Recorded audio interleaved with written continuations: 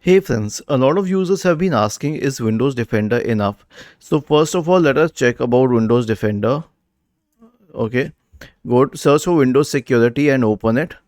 Go to Virus and Threat Protection, and it allows you the option to perform a full scan on your system. Other than that, you can make sure that real-time protection is on. Now, is it enough?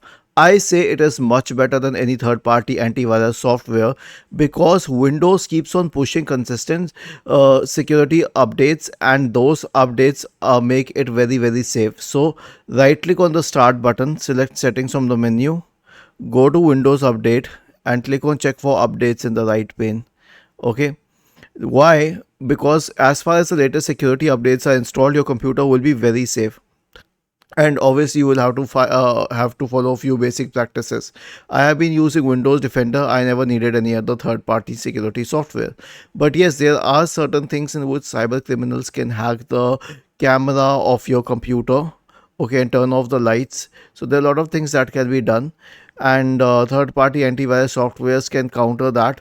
But personally, I think that it is not required for protecting against viruses and all. Rest is your choice.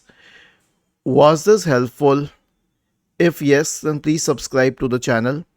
If not, then let us know in the comment section of the video on how we could help you further.